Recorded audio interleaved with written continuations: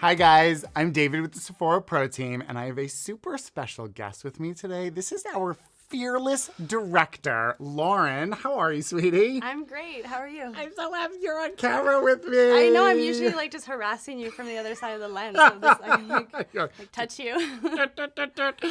So we are here with a really fun video, and this is kind of an answer to all the comments, that we hear, which is under eyes, all the problems that are arising with your under eye makeup, whether it's creasing or how to set it or what technique do I use. Yeah. And so you're here for a specific reason. Well, I wake up like every day at like 4:30 or 5 to shoot these videos for you guys, which I love to do. But by day 3, which is today, I look a little tired. And everyone's putting makeup on, and I get really jealous. So I want to know how to fix this problem. Exactly. And I think that's a big key, which is when it comes to the under eye area, a lot of it is identifying what the problem is. So like in Lauren's case, which is in a lot of people have the same exact situation, which is either you're tired, right? And so that area loses some of the plumpness and you start to actually the fullness recedes and you start to see the bone. You see like your socket bone down here. So you get that little, what I call the valley, where it's kind of like right in here. It tends to be just darkness like this, or maybe you start to see that little ring here, but it's not like a reddish discoloration. It's not like a purple discoloration. And a great way for you guys at home to test whether or not this is your issue or concern, take a light. A flashlight, a light on your phone. If you take that light and you move it around and that darkness moves around with it, it's a shadow. If it doesn't and it just stays where it is, then it's discoloration. Now, if it's discoloration, you're going to use your color correctors. You're going to use your coverage. We have a lot of videos on that. You can reference those videos. This is more for that sort of hollowing out when you haven't slept, or some people genetically just have the morphology of the bone structure that kind of creates that shadow. So what do you do? So let's talk about this. First off, prepping the under eye. And I'm going to talk about the ginseng from Origins. This is ginseng under eye cream. Very similar, also has caffeine in it. Okay. So we're doing something right here. And this is what I put a little bit of on you. So anything with caffeine is going to help move the blood. It's going to help plump that area up. So you get that fullness back that can help defeat some of those shadows and those recesses. It has a slight brightening effect. Slight reflectivity brightening effect, which is great if you are trying to combat a shadow, right? Yeah. So that's why I chose this one. Anything with caffeine is really good as well. And also this is lightweight. Yeah, it felt good. Right. So another key issue is, and we're going to get into this a little bit later, is making sure that you're choosing the correct eye cream to go with the correct concealer, to go with the correct powder, because if it's not all right and it's wrong, you will get excessive creasing. You will get excessive movement. Okay, so we are going to start with a basic concealer, and this is the Milk Makeup Flex Concealer, and I really enjoy these. So this is a general light color, and if you look, it is not brighter than her skin. Now, I know the common rule is to actually do something that's a lot brighter, but that's not what we're looking to do here. And I only want a little bit. This is the Pro Concealer number 71. And this is great because it almost mimics a finger.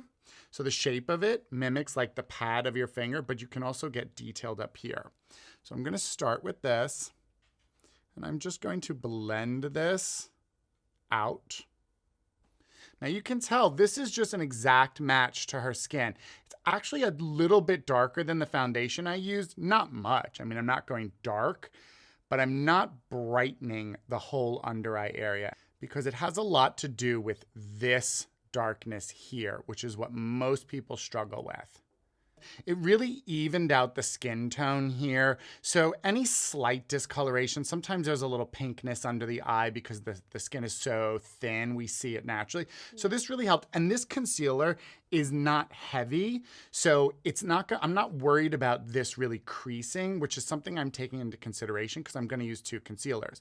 But now we have this issue, which is right here. So this, which you see, is actually a shadow. This is because this area tends to go in and this area up here kind of comes forward.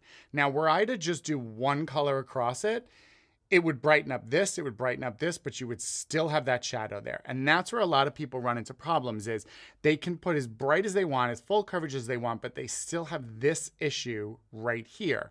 So how do you combat that? You combat that by using a slightly lighter concealer than you used here, but only placing it in that area. It has to be very strategic. Now, a brush like this is going to work really great because if I turn it, I have that precision application up here that I can really get inside that and just lay that product in there. The Tarte Rainforest of the Sea Aqua Sealer Concealer, you can tell this is slightly lighter, right? This definitely looks lighter than what I just placed on her. And also this product is much more watery. So it's a much more sheer, texture to it because I don't want to put a lot of coverage in there. I just want to bounce some light back out. And I'm not going to dab this in there. I'm actually going to swipe it onto my hand and pick it up with the brush. Oh, cool. So I'm going to put it there. I'm going to take the brush. I'm going to take it on. And then I'm going to look for that area. It's right in here. And I want to really just add this product in to where that is. Now, it's going to look a little strange at first. It's going to look like, whoa, that's a little much. But that's why you have this brush, because it's going to help blend it out just by tapping it. A lot of these things, you can just tap them, and they'll just blend into place. And the reason I really don't want to go up here with this, because this area is actually forward and this area is back. If I were to put this brightness up here, it'll just bring this forward again. So then we're right back to square one. We are right back to actually seeing that darkness underneath there. I did this very slow and concise because I really wanted you guys to understand why I was doing what I was doing, the reasoning behind it so that you can take it into your own life and kind of figure it out. But once you understand it, you know, that initial coat just kind of goes on and that second coat goes right into place. I actually use this on myself. Now, what's the next step? We got to set this, right? Yep. So there are traditional products. Laura Mercier's translucent powder is a classic one. Everyone knows, you know, a setting powder will set it. But sometimes, especially if your skin is dry, you know, you may be like, it's too much. It dries out that under eye. That's what happens, and I'm like, I don't really think I know what I'm doing. I'm just like, right, trying to be Maisha, and I'm like, you're never gonna be Maisha. Well, that's actually a really great point because Maisha has really oily skin. Yeah. So you have drier skin. Maisha can take a powder puff and set her under eye with translucent powder, but her natural oils will come through and it'll make like a nice sort of melted in, goes into the skin. It stays hydrated. With someone with drier skin, if you use a translucent powder in extensive amount to keep that in place, it's actually going to counteract. It's going to make you look crinkly. It's going to make you look crepey, and that's not going to be the benefit. So there are options. Laura Mercier does a great specific product, and this is the Secret Brightening Powder. This is just for your under eyes, really. You can use it on the face as like a finishing powder if you wanted to, but it's great for the under eye. And the reason is it's very lightweight. It is not heavy, so it's really good for those people who have drier skin, or as a finishing top coat for those who have already set with a setting powder under the eye because it has slight reflectivity. Okay, so the reason that you might want something like that is, remember what we're battling here? Shadows, right? So how do you get rid of a shadow? You cast light on it, right? So anything that's gonna bounce light back or add more light to the face is actually gonna counteract that shadow. So a setting powder that has a little light reflectivity to it will kind of create that illusion that there's more light in that area where there's shadows. Now, how much do you use? You definitely want to keep the brush that you're applying your under eye powder smaller, more precise, so that you're not over applying the powder, because that's going to lead you to drying out, crepiness, all that stuff. So this is the number 79, which is technically the Pro Contour brush, but I like it to set under the eye because I can really get in there. I can get around the nose if I need to. But also, you can always use an eyeshadow brush. Oh, baby. Yeah, so this is the number 27, the Pro Blending Eyeshadow Brush, and I always have extras of these for using powder purposes for setting. So like if somebody has drier skin and maybe I just want to set here and a little bit here, this really gives me precision. So when I'm using some, I'm actually going to use this to show you how easy and nice it is. Dust off the excess. It's only going to hold a certain amount of the product, so you're not going to over apply here. And then I can just go in and choose exactly where I want to set it.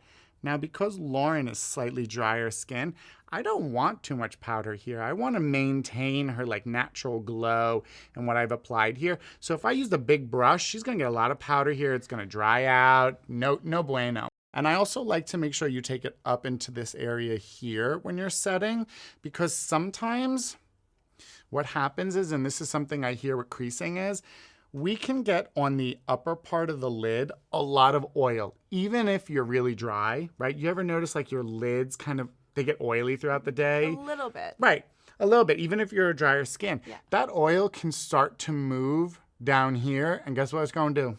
Break down all that beautiful makeup you just put there. So if you create little barriers with powder, whether or not you use it, you know, even if you don't put anything on your eyes, close your eyes 1 second, dust a little bit over, guess what? That is going to help set and protect the rest of your eye, the whole part, from that oil kind of slowly making its way down and breaking everything down, breaking your mascara down, breaking your eyeliner down, everything.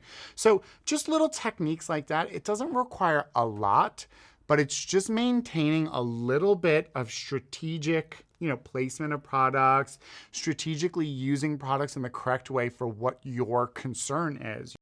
Cool. Right? And it doesn't... Wow, I look like a human being. And it doesn't look like a lot of product. There's no extra texture. You know, and yes, we used 2 concealers, but there's no extra texture because we use them very lightly and we use them strategically, which makes a huge effect. I hope I was able to answer some of these pressing questions that I know can be such a struggle for so many people. Really, I do understand the struggle is real in every sense of the word.